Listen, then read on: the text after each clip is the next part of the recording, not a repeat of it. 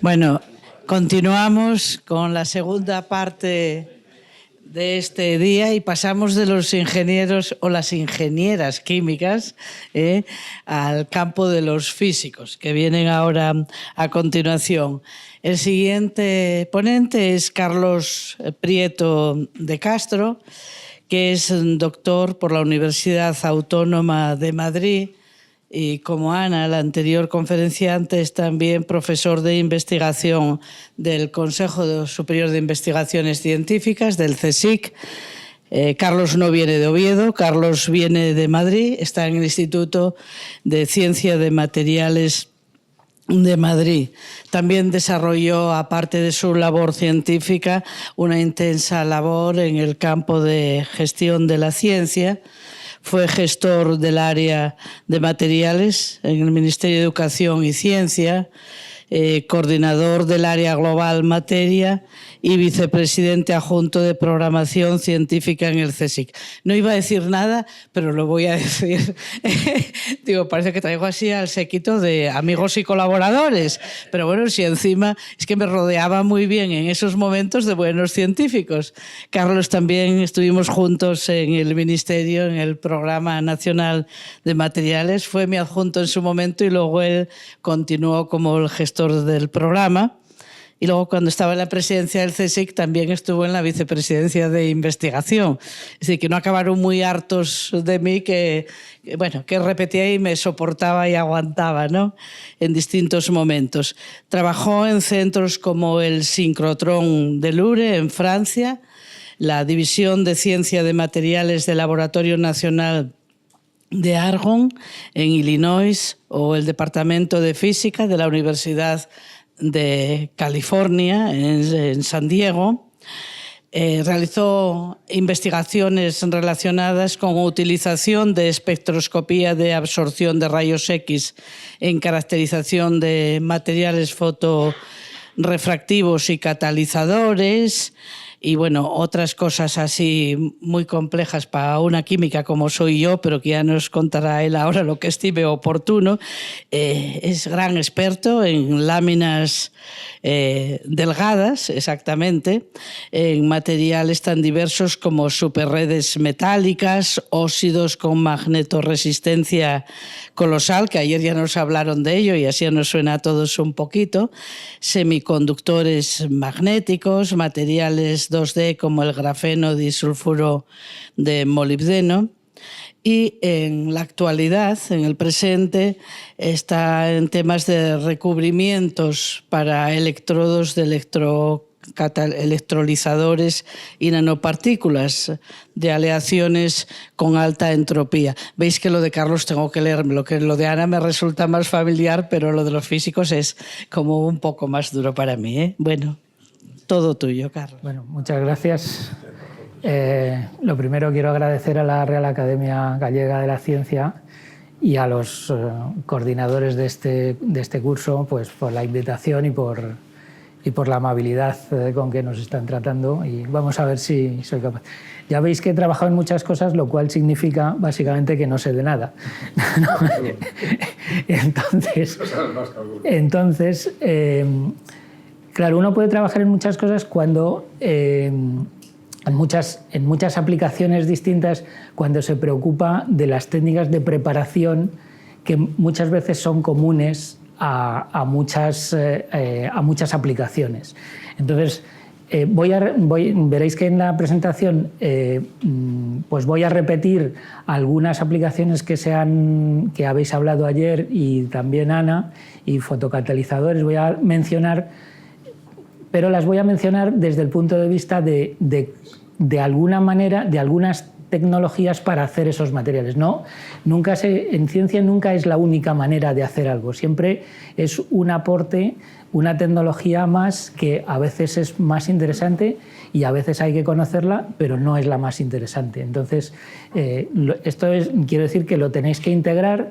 No es la única manera, como ha dicho Ana, de algunas cosas, no es la única manera, no es el único material que hace esto, pero hay que conocerlos todos para saber cuál es el más adecuado, porque después intervienen muchos factores.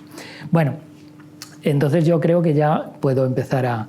Cuando me lo preparé, cuando empecé a prepararme la charla, me pidieron el título y dije, bueno, pues voy a hablar un poco de nanomateriales, su aplicación al hidrógeno verde y a la transformación del CO2, que es una... Bueno, estoy de alguna manera relacionado, estoy ahora en un proyecto relacionado con estas cosas y he sacado de la presentación justamente lo que más estoy haciendo, que lo comentaré un poco, pero no lo voy a poner. Pero quiero centrar el tema de la nanotecnología porque me dijeron, tiene que ser una charla muy divulgativa, entonces pues vamos a empezar por el principio. ¿Algunos tenéis claro qué tiene que ver la la vidriera que hay encima de la Puerta Santa de Santiago con la nanotecnología? Seguramente muchos lo sabéis o lo habéis leído. Algo nos dijeron ayer. Algo nos... Bueno, entonces, bueno, pues como ya sabéis todos, y haciendo spoiler evidentemente, pues son las nanopartículas.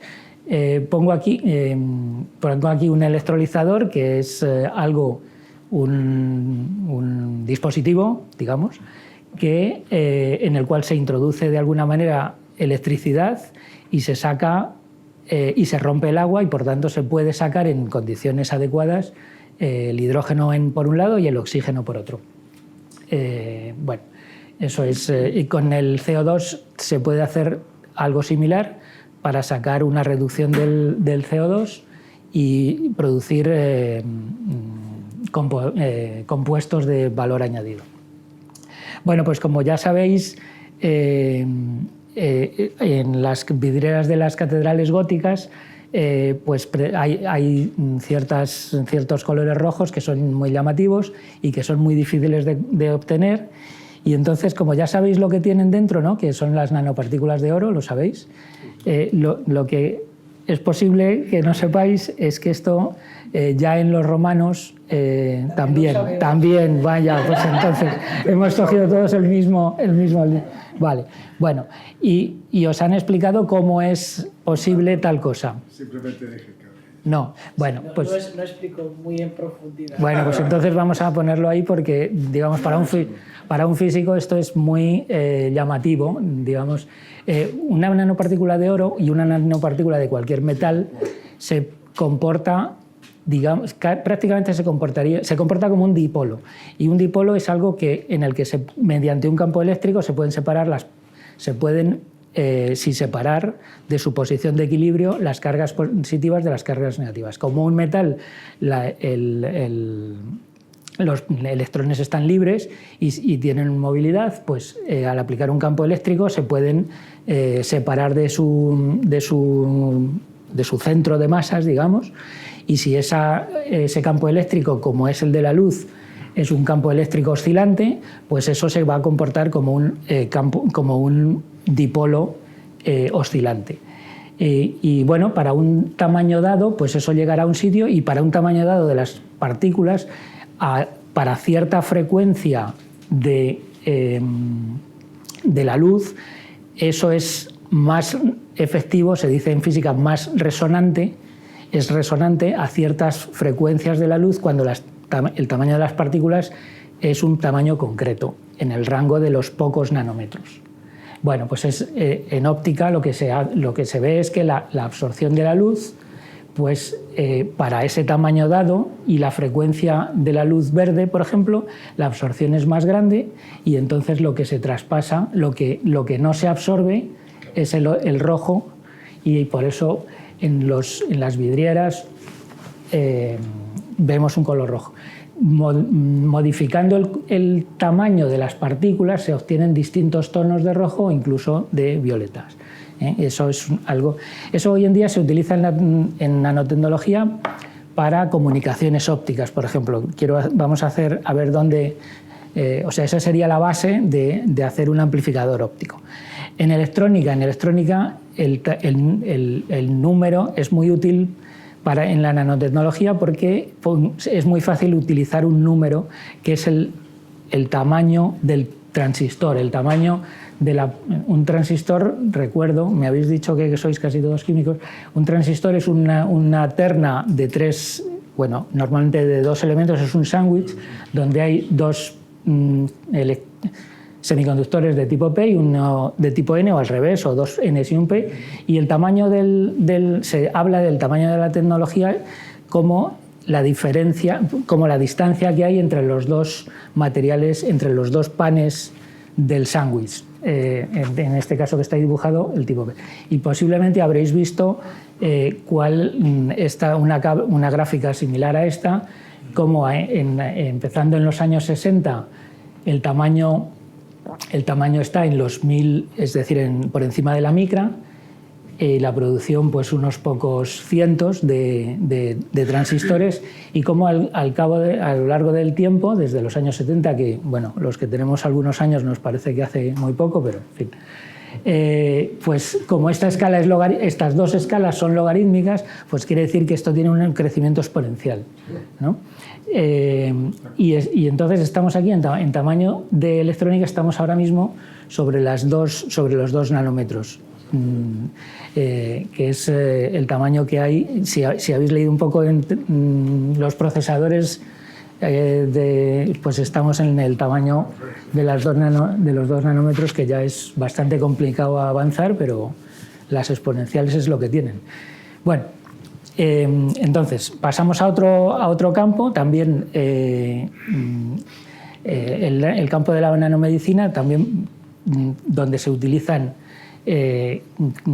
fuertemente, o hay fuerte investigación en nanomateriales que están formados por nanopartículas que se les funcionaliza y son capaces de llevar fármacos cerca del cáncer y liberarlos cerca del cáncer, o algo que para los físicos es un poco más divertido, que es hacer nanopartículas de hierro y oro y utilizar lo que hemos estado hablando de la absorción en torno a un láser, iluminando esas partículas con un láser de unos 600 nanómetros y haciéndoles un ciclado magnético similar al que ha presentado anteriormente, de manera que si utilizamos también por separado, pero los dos métodos son útiles, se complementan, podemos, si estamos absorbiendo energía, estamos calentando estas nanopartículas, y si las llevamos cerca de los tumores es lo que se llama un tratamiento por hipertermia. Y conseguir que las células cancerígenas, si hemos llevado eso cerca de las células cancerígenas, matarlas por calentamiento local. Bueno, pues veis que todo esto está relacionado, y entonces es relativamente fácil que cuando uno sabe preparar unos materiales para unas aplicaciones, pues es fácil tener diversidad de aplicaciones. Bueno, pues vamos a lo que se supone que nos ocupa. ¿Cómo es la nanotecnología? ¿En qué influye? ¿En qué aspectos de la energía influye lo que llamamos nanotecnología? Pues bueno, podemos encontrar todas estas cosas en todo esto que he escrito aquí. En los fotovoltaicos, las aplicaciones fotovoltaicas pues están basadas no en transistores, pero sí en lugar de 3 materiales son uniones PN. Son efectos de superficie pequeños, muchos diodos. Está claramente, los termoeléctricos también tienen un tratamiento, unas aproximaciones de nanotecnología, de manera que no sé si sabéis lo que es un termoeléctrico. Es algo que con una diferencia de temperatura genera una corriente eléctrica. Y es interesante romper la conductividad térmica dentro. Eso se hace, digamos, nanotecnológicamente, colocando átomos que rompan la conductividad térmica dentro de un semiconductor. Los recubrimientos ópticamente selectivos son nanocapas muy delgadas que consiguen que la difracción de la luz haga su trabajo de manera que refleje el calor que sale de un tubo el que queremos calentar y absorba la luz del sol, por ejemplo. Eso es como en lo que están recubiertos los tubos de las centrales solares térmicas. En general, las centrales solares térmicas, las centrales solares son o fotovoltaicas o son térmicas. Unos aprovechan el fotón de la luz, otras aprovechan todos, de manera que son todos los fotones los que producen calor. Y por último vamos a hablar de catalizadores, que ya sé que os hablaron ayer de catalizadores, pero bueno, vamos a repasar que no participan en la reacción, que participan solo por la superficie, que son elementos caros, y eso nos lleva a que desemboca directamente en algo que tiene que ser muy pequeño, porque lo que es muy pequeño tiene mucha superficie y poca materia, es decir, debería catalizar mucho y costar poco, debería. Vamos a hablar de a qué se llama realmente nanomateriales. Es una división trivial, digamos. Lo primero que uno puede pensar es en algo que es una capa muy delgada. Eso sería un recubrimiento. ¿A partir de cuánto? Pues después veremos algunos... os hablaré cómo se hacen los recubrimientos, típicamente de infinidad de cosas que usáis todos los días, incluso que lleváis en el bolsillo, en el teléfono móvil, pero el límite absoluto es un material, lo que se llama un material 2D. El grafeno también seguro que lo conocéis todos, y otros materiales similares que también son de una sola monocapa, pero que si es un material que tiene 3 átomos por celda unidad, o 3 átomos en fórmula, pues necesita unas alturas de 3. Esto sería un material que está en el que su dimensión nano es una sola de las 3 dimensiones del espacio. Si en realidad de tener una sola dimensión del espacio nanométrica tiene 2, pues tendríamos lo que se llaman nanotubos o nanohilos. Un nanotubo de carbón sería una hoja de grafeno enrollada sobre sí mismo, y bueno, pues es lo que se llaman los nanotubos de carbono, que tienen utilidades en muchos casos similares, en catálisis similares al grafeno. Y lo que serían cuando sus 3 dimensiones del espacio tienen dimensiones nanométricas, pues sería lo que se llaman materiales 0D. El carbono vale para todo, entonces el carbono, cuando en lugar de hacer un rulo, lo ponemos sobre, de manera que es una pelota. El más sencillo estos se llaman fullerenos. El más sencillo es el C60, que estuvo muy de moda hace unos cuantos años, y es que es como un balón de fútbol formado por hexágonos y pentágonos, que ahora todos son así prácticamente. Cada vértice, donde confluyen 3 de esas figuras, ahí habría un carbono, y si los contáis en un balón de fútbol, pues son 60. Bueno, ahora he dicho que me voy a basar sobre todo en técnicas de preparación, y para llegar a cosas pequeñas, a partículas o a planos atómicos, hay 2 maneras de hacerlo. Uno es o bien cojo un material masivo, grande, y lo voy reduciendo a dimensiones pequeñas. Eso es lo que se llama una tecnología top-down, de arriba a abajo.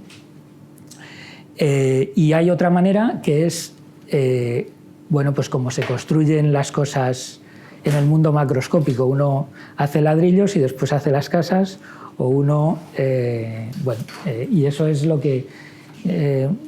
los físicos, como nos gustan las cosas perfectas, digamos, nosotros en nuestra imaginación las cosas se hacen bottom-up. Decimos que los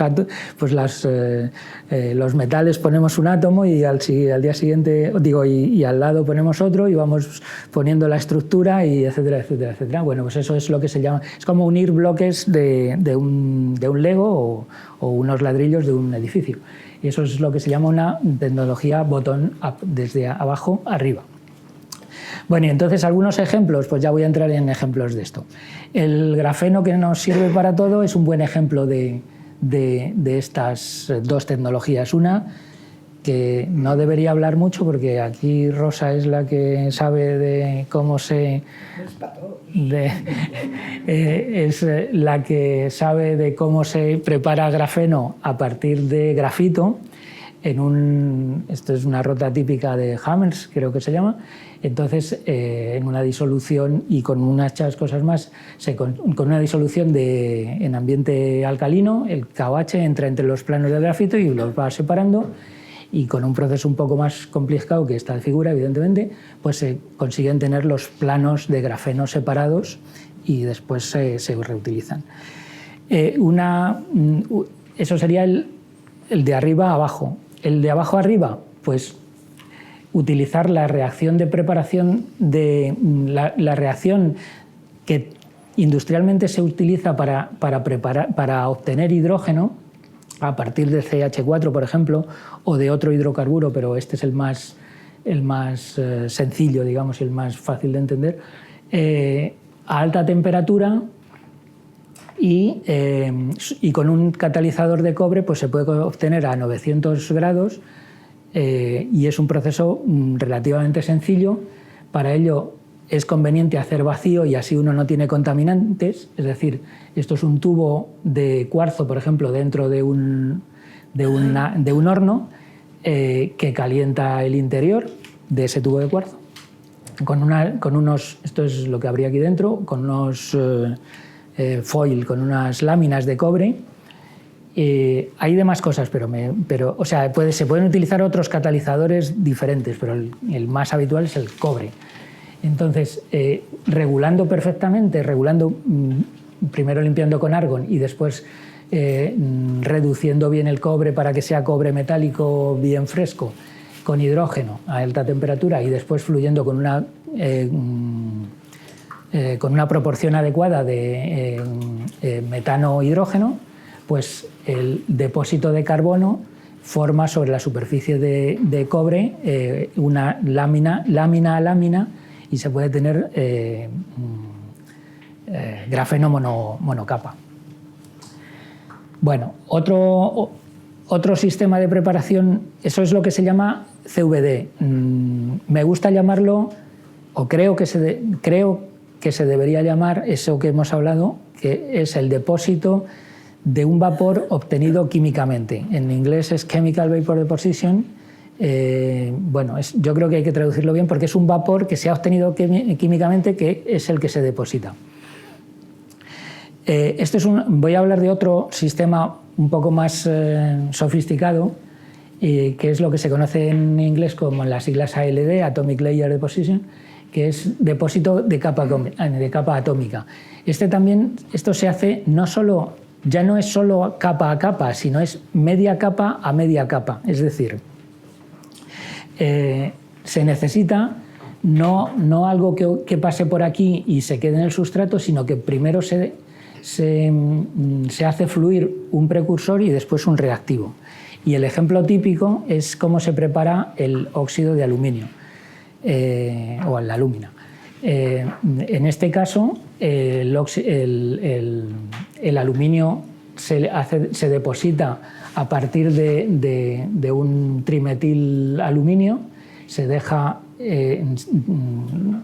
decae sobre un sustrato a una cierta temperatura, todo en un ambiente limpio que se ha hecho vacío previamente, y a continuación se purga, se limpia y a continuación se hace pasar vapor de agua. Ese vapor de agua se lleva los metilos que estaban todavía con el aluminio y van formando el óxido, el aluminio y el oxígeno, aluminio-oxígeno, y se va haciendo media capa a media capa. Es decir, es un proceso claramente, siempre me equivoco, esto es bottom-up, pero el paso desde abajo es de uno. Un ejemplo para esto, un ejemplo que utiliza esta tecnología, pues, por ejemplo, para obtención de hidrógeno. Y hablo de un artículo publicado, no industrialmente, evidentemente. Entonces, os presento otro material similar al grafeno que se llaman mexenos. Son capas, serían como de grafeno, pero donde en lugar de tener solo grafeno, tienen o bien titanio, más o menos 3 o 2, o bien vanadio o bien molibdeno, o bien otros metales de transición.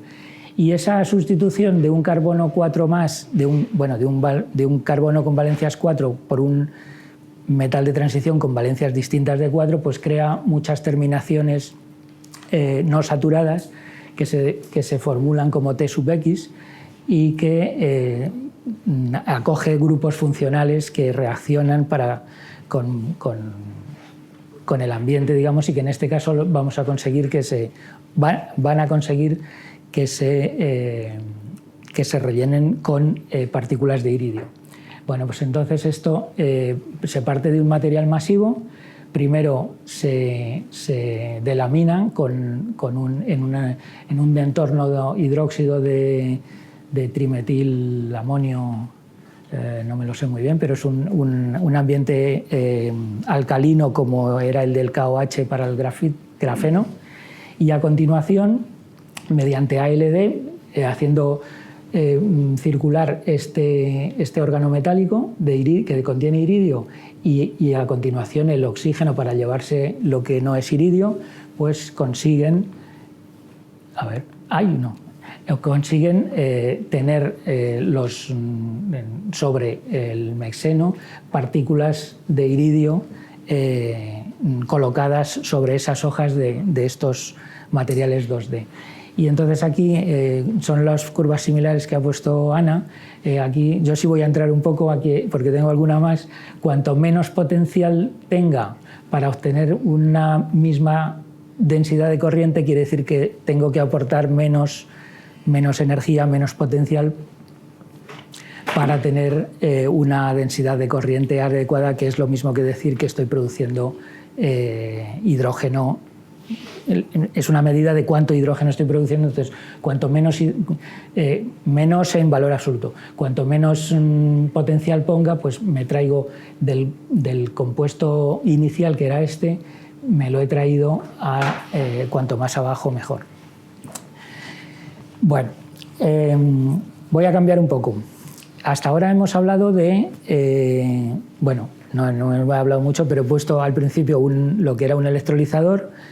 Y ahora voy a hablar un poco de electroquímica, de fotoelectroquímica. La diferencia es que cómo podría yo ayudar, o la idea es cómo podría yo ayudar a una electroquímica donde pongo un potencial y miro a ver y rompo el agua, cómo podría yo ayudar a ese potencial. Pues la cosa es explicado desde cero, ¿no?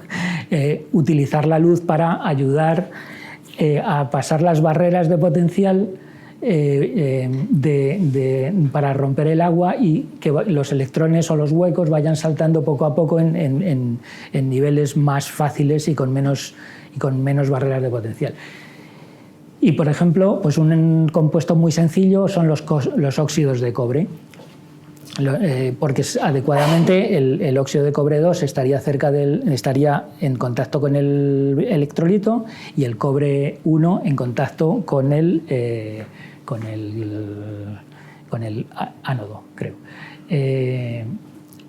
Y entonces la idea es cómo puedo fabricar esto en un entorno limpio, que es el análogo a los que he comentado en el CVD y en el AED. Pues una técnica en vacío muy habitual para infinidad de cosas, por ejemplo las pantallas táctiles de los móviles o para estos, es hacerlas por sputtering y otras muchas cosas. Entonces el sputtering se hace en una campana de vacío donde se retira el aire que está. Fijaros que se debe llegar a una presión base de 10 a la menos 6, eso quiere decir que hemos bajado 9 órdenes de magnitud, porque desde 1000 hasta 10 a la menos 6, 9 órdenes de magnitud en un ambiente que ya es bastante limpio. Todavía hay muchos átomos ahí, muchísimos átomos ahí, pero ya es un ambiente suficientemente limpio. Si yo ahora introduzco una presión de gas, un flujo de argón en este caso, y polarizo el cobre con menos 300 voltios, que no es una cosa muy grande, esos átomos de argón van a estar acelerados sobre el target de cobre que he puesto, y voy a sacar los átomos de cobre de uno en uno, o sea, de forma atómica. Esos van a viajar y van a viajar por todos los sitios, pero en particular, si pongo lo que llamo sustrato, voy a recubrir sustrato. Este efecto es exactamente el mismo que si vais a la playa y tiráis una piedra fuertemente contra la arena y la arena está suficientemente seca. Hay muchos granos de arena que van a rebotar hacia arriba. Pues eso es exactamente lo que pasa en el sputtering. Un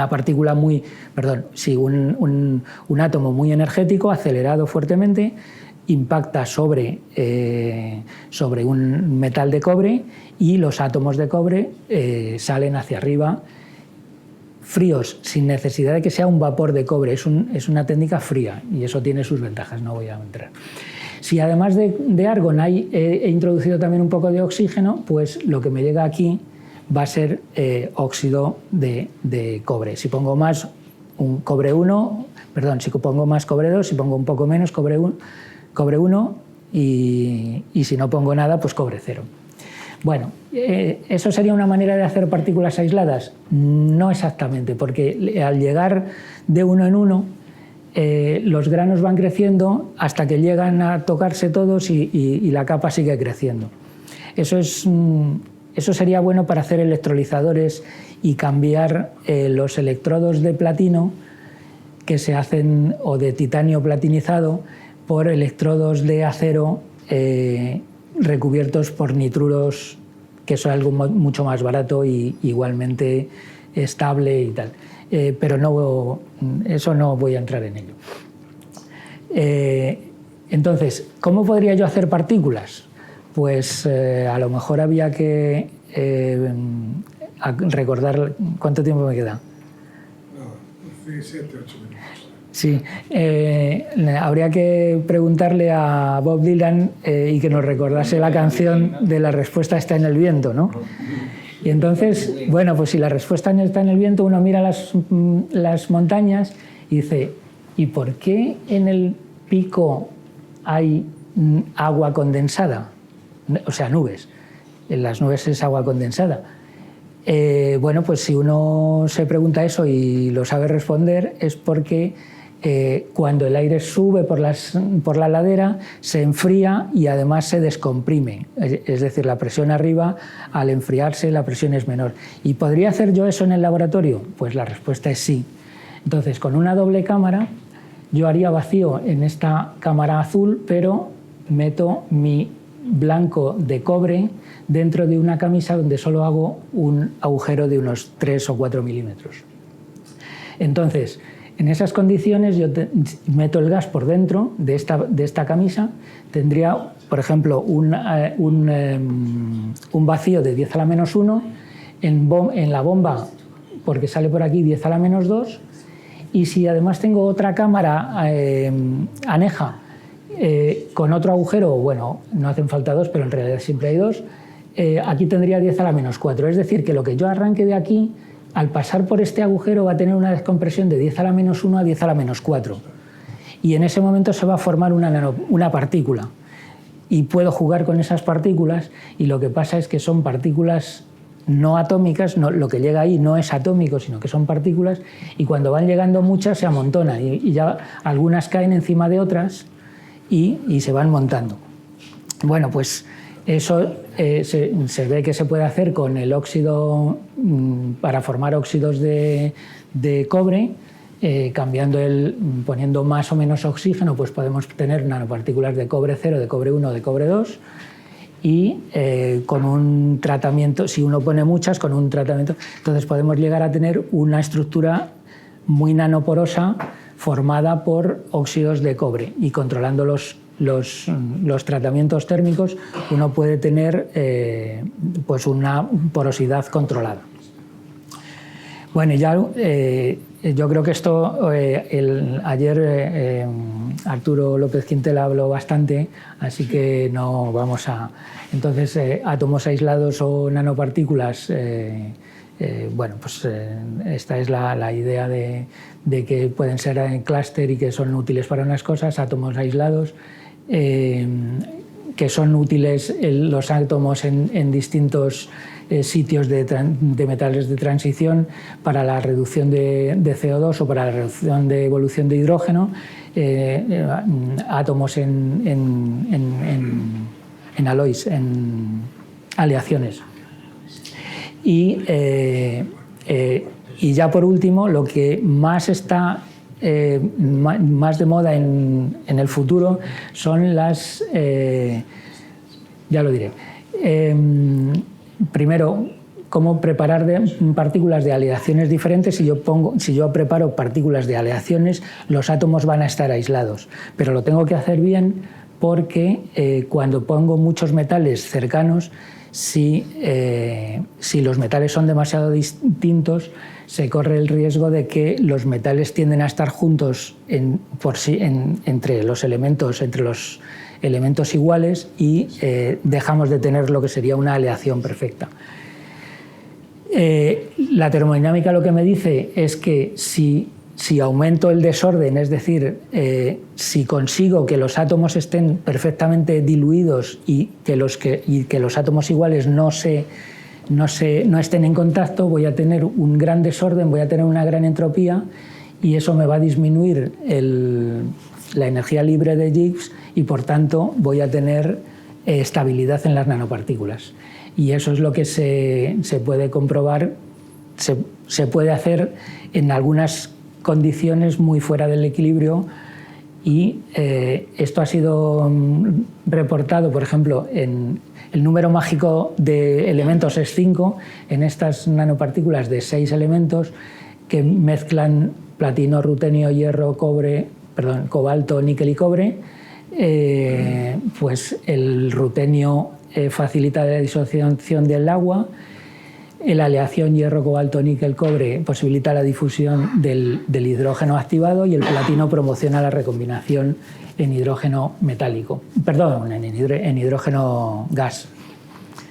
Y otro ejemplo es nanopartículas también muy pequeñas de metales de transición, es decir, de materiales baratos, que tienen gran selectividad en la formación de metanol a partir del CO2 y con buen rendimiento, como se puede ver en esta gráfica, que tiene un buen rendimiento en las nanopartículas con estos 6 electrones.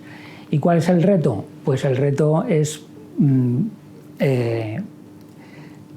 fabricarlas en un entorno ultralimpio. Hasta ahora no he sido capaz de ver más que partículas bimetálicas fabricadas con esta técnica que se llama de agregación en fase gas, que no lo he dicho. Y bueno, pues esto es lo que nos gustaría hacer y es en lo que estamos en el futuro. Y recordaros que estoy en el Instituto de Ciencia de Materiales, que si alguien pasa por allí, pues que es bienvenido y que muchas gracias por la atención y que os enseño los laboratorios que hagan falta.